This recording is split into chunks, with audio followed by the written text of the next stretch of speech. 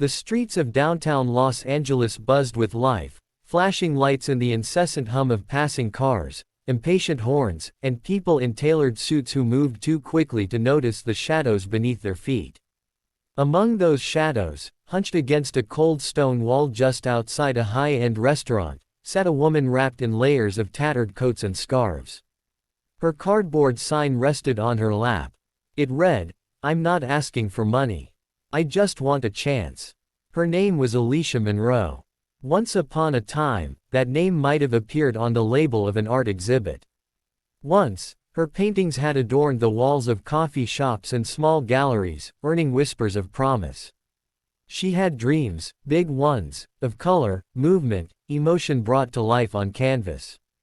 But dreams, like glass, shattered easily under the weight of tragedy. Alicia hadn't always been homeless. There was a time she had an apartment, a cat named Oscar, and a sketchbook full of plans. She remembered walking across her small studio, sunlight hitting her paint-splattered floor, jazz playing in the background. She remembered the way she used to think about love, how it might be wild and freeing, like her brush strokes. But one after another, life delivered punches she couldn't recover from. Her mother died of cancer just before Alicia graduated from college. That loss tore a hole in her spirit. Then came the unpaid student loans, the job market that didn't care about artists, and finally, the relationship with Malik, the man who had seemed like her saving grace, until he drained her account, disappeared with her laptop, and left behind only empty wine bottles and bruised trust. Eventually, she couldn't pay rent. Then came the eviction. Then the nights on buses, parks, and finally, the sidewalk outside this restaurant, a place she had once visited as a paying customer during better days. The restaurant was called Le Vieux Jardin, and it catered to the elite. Silver chandeliers, imported wine, and dishes served like artwork. Alicia would sit across the street, watching the people walk in, women in heels and pearls, men with glinting cufflinks and loud laughs. She imagined what it would be like to wear a dress again. Not just clothes, a real, flowing gown. To smell like jasmine instead of the musty dampness of alleyways. Most people never looked at her. Or if they did, it was a glance followed by a look away, like seeing her might curse them. Children asked their parents questions, parents hushed them and pulled them along. Sometimes people threw her a few coins. Sometimes, nothing. And sometimes, someone was cruel. But Alicia was no longer surprised by cruelty. What surprised her, truly startled her, was kindness. It was late afternoon when it happened. The air carried the sharp bite of approaching winter. Alicia had just taken a sip of the lukewarm coffee a stranger had bought her that morning. She tucked herself deeper into her layers and stared down at the cracks in the pavement. That's when a sleek black Mercedes-Benz pulled up and parked along the curb, just feet from her spot. She didn't look up at first. Luxury cars were everywhere here. What did one more matter? But then she noticed something strange, the car hadn't moved. Not only that, someone had gotten out and was walking toward her. He was tall, maybe in his early 40s, clean-shaven, with expensive leather shoes that didn't even make a sound on the sidewalk. He wore a long charcoal coat over a tailored navy blue suit. His watch, she noticed it, gleamed in the fading sun. The kind of watch you only see on TV or in magazines. She tightened her grip on her cup. "Excuse me," the man said.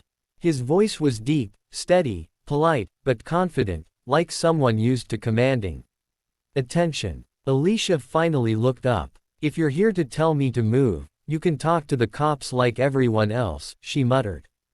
Her voice was rough from cold air and silence. He gave a small, almost amused smile. "No, I'm not here for that." She blinked, wary. "Then what? You got a camera crew somewhere. Want to record a good deed for social media likes." He didn't react to her bitterness. He stood still, both hands in his coat pockets, then spoke carefully. "I need a date for a wedding." Alicia frowned. "What? A wedding? Tomorrow night?" She stared at him like he was insane. "And you think I'm going to a wedding? Do I look like I have a closet full of gowns?" I'll provide everything, he said simply. Clothes, hair, transportation. You just have to show up. Be yourself. Now she laughed, a harsh, dry laugh that echoed off the stone wall behind her. Okay, now I know it's a joke. I get it. Rich guy trying to feel like a savior. Why don't you give me $100 and walk away? He didn't flinch. In fact, he slowly pulled out his wallet and handed her $100 bill. I'm serious, he said. My name's Ryan Carter. I'm not trying to insult you. This is real. She studied the bill in her hand, then his face. He wasn't laughing. His eyes, a piercing gray, were direct. Unblinking. He meant it. I don't get it, she said finally. Why me? Ryan took a seat on the edge of the planter beside her, not seeming to care that his coat might get dusty. You defended that barista 3 days ago. At the cafe down the street. That man was yelling at her over a wrong order, and you got up and told him to leave her alone.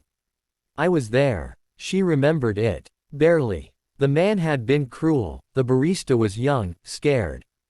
Alicia had seen enough power dynamics in her life to recognize abuse when it happened. I don't like bullies, she said. Exactly, Ryan replied. You had nothing. But you still stood up. There was a silence between them, stretched tight and strange. Tomorrow's wedding, it's for my ex-fiancée, he said after a moment. She left me 3 years ago. Said I lacked ambition. Said I wasn't rich enough. So she married a man from old money. I want to walk in with someone unexpected. Someone strong. Someone who doesn't play the game. Alicia raised an eyebrow. So you want me to be revenge? No, he said. I want you to be a reminder. That value isn't always wrapped in designer labels. That people matter more than polish. For a long while, Alicia didn't say anything. She stared at the ground. The $100 bill trembled slightly in her hand. This is insane, she whispered. Maybe, Ryan admitted. But it's real. And what's in it for me? She asked cautiously. A hot meal. A warm bed for a few nights. New clothes. A few days off the street. Maybe a connection or two. A clean start, if you want it. She looked at him again. Tried to read the angles of his face. His offer felt like fiction. Like something from a feel-good movie. But his eyes were sincere. Calm. Maybe even a little sad. She didn't realize she'd stood up until he rose with her. I'm not used to people offering me anything, she said quietly. Then let me be the first, he replied. Still clutching her backpack, she took a step forward. Her legs ached from sitting too long. If you try anything shady, she warned, I will take this 100 and disappear. I wouldn't blame you, Ryan said with a small nod. But I won't give you a reason to run. He opened the passenger door of his car. For a second, she froze. She could smell the leather seats, see her reflection in the clean window. Her heart thudded against her ribs. This wasn't her world. And yet, she slid into the seat. The car pulled away from the curb. And for the first time in years, Alicia Monroe didn't feel invisible. She didn't know what the next day would bring. But she had a chance. A strange, fragile, beautiful chance. And she wasn't about to waste it. The Mercedes pulled up in front of a building that looked like something from a movie. Alicia had seen pictures of places like this in magazines discarded on bus stop benches or in hair salons before her life unraveled. The entrance sparkled with light. Doormen in crisp uniforms held the glass doors open as guests walked in, their perfume lingering in the air. For a moment, she didn't move. She stared at the awning above the hotel entrance and then at her reflection in the car's window. Her face was thin, worn by time and hardship, her clothes far from anything suitable for a lobby like that. She turned to Ryan. You sure about this? She whispered, her voice trembling slightly. Ryan didn't answer immediately. He looked at her, not with pity, not with sympathy, but with quiet resolve. I'm sure. You're my guest. And tomorrow, you'll walk into that wedding looking like the kind of woman who belongs anywhere. That phrase echoed in her mind as they walked through the grand revolving door. The marble floor inside gleamed so brightly it almost hurt her eyes. A crystal chandelier hung overhead like frozen fireworks, and the soft sounds of a grand piano came from the bar area. People passed them, businessmen, well-dressed couples, tourists in luxury, but no one said a word. No one stared. The receptionist greeted Ryan with warmth. "Mr. Carter, welcome back. We have your usual suite ready." Alicia tensed. "Sweet." He turned to her with a subtle smile. "Don't worry. You'll have your own room. I figured you'd want privacy. We'll get started in the morning with your fitting." She nodded slowly, still overwhelmed. The bellhop brought them to the top floor. When Alicia stepped into her suite, she froze. It was bigger than any apartment she'd ever had. A king-sized bed with pristine white linens, a sitting area with velvet chairs, a flat-screen TV the size of a billboard, and floor-to-ceiling windows showing the twinkling lights of Los Angeles below. She took a few steps inside and touched the edge of the curtain, afraid it might vanish if she looked too long. "There's a robe in the closet," Ryan said gently. "You'll find some essentials in the bathroom. If you need anything, dial 0. Order room service, whatever you want. Rest. Tomorrow's a big day." She turned to face him. "Why are you doing this for me?" He hesitated. "Maybe because once, someone helped me when I didn't deserve it. Maybe because you reminded me that dignity doesn't wear labels." He left without waiting for a response. For a long while, Alicia just stood there. When she finally moved, she went into the bathroom, and nearly cried. The bathtub was enormous, the counters lined with expensive soaps and creams. She undressed slowly, watching herself in the mirror. Her body had changed over the years, hardened by survival. Her ribs showed, her arms were thin, but there was something fierce in her eyes that hadn't been there before. Something she hadn't seen in a long time. She took the longest bath of her life, letting the hot water soak away years of exhaustion. She scrubbed her skin until it tingled, washed her hair 3 times, and wrapped herself in the robe that felt like a cloud. Then, for the first time in years, she fell asleep in a real bed, with soft sheets, no fear of being robbed, and no cold concrete beneath her. Morning came with a soft knock. When she opened the door, 2 women greeted her with bright smiles. One carried a tablet, the other a measuring tape. "Good morning. We're from Camille's atelier. Mr. Carter scheduled a full styling session. For you." Alicia blinked. "What kind of styling?" "Hair, makeup, wardrobe. We'll get you ready for the wedding this evening." They entered the suite and transformed it into a studio. Within minutes, fabric swatches were laid out on the couch, makeup brushes fanned across the coffee table, and dresses were hung along the curtain rods. Alicia stood there awkwardly, unsure whether to run or cry. "You okay?" asked Camille, the lead stylist. She had a kind face and a French accent. "I don't know how to do this," Alicia admitted. "I don't belong in dresses like these."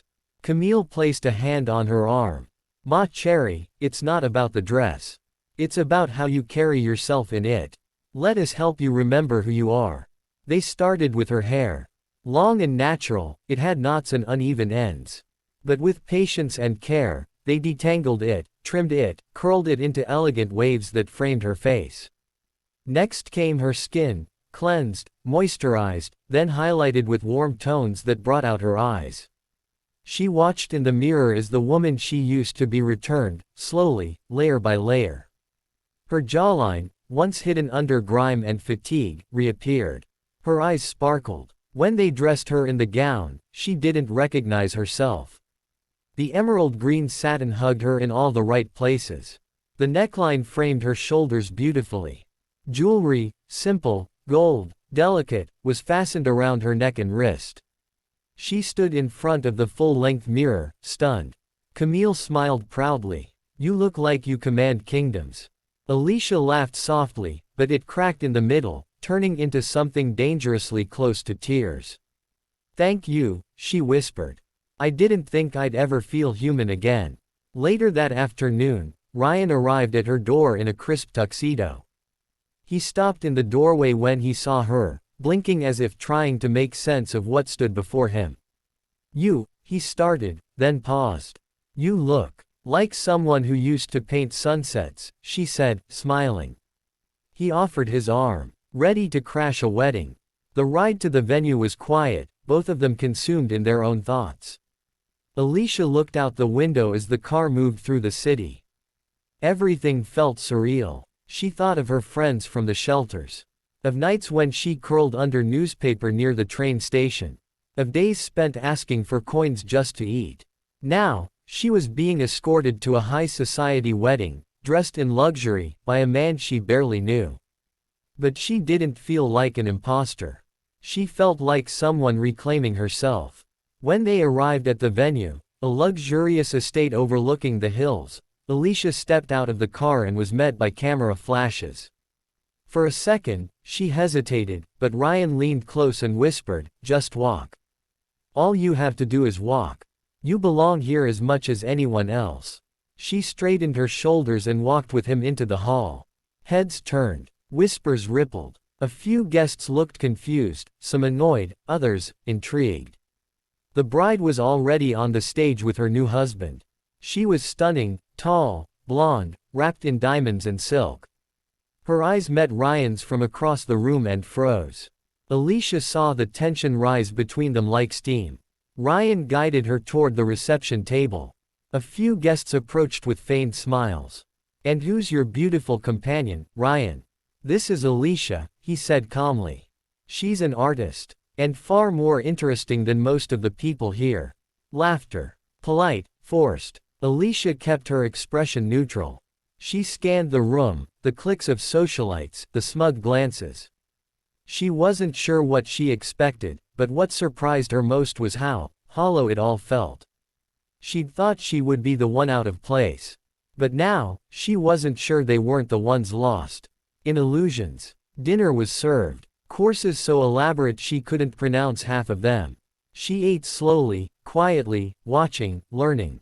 At one point, Ryan's ex approached the table. Her posture was poised, her smile cool. "Ryan," she said, "didn't expect to see you here, with someone." "You look radiant," he replied with practiced indifference. "Marriage suits you." She turned to Alicia. "And you are Alicia Monroe," she answered clearly. "It's a pleasure." The bride's eyes flicked down to her dress, then back up to her face. Something about Alicia unnerved her. Maybe it was the calm, the honesty, the sense of someone who had nothing to prove. "Well," she said, "enjoy the evening." As she turned and walked away, Alicia saw something she hadn't expected: regret. Ryan leaned over. "You're doing amazing." "I haven't done anything yet," she replied softly. He chuckled. "Trust me, you've done more than you know." By the time dessert arrived, Alicia was no longer afraid. She spoke with confidence. She asked questions. She listened. Her voice was calm, steady, purposeful.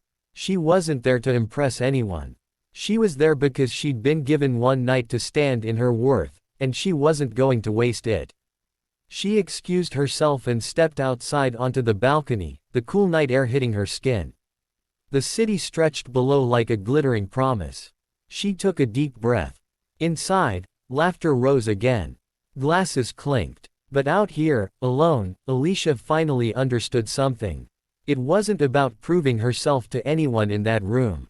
It was about proving to herself that she'd never lost her power. It had only been buried. Forgotten. Now, it was awake. And tomorrow, no matter what happened, she would walk forward not as the woman people pitied on the sidewalk, but as the woman they would never forget.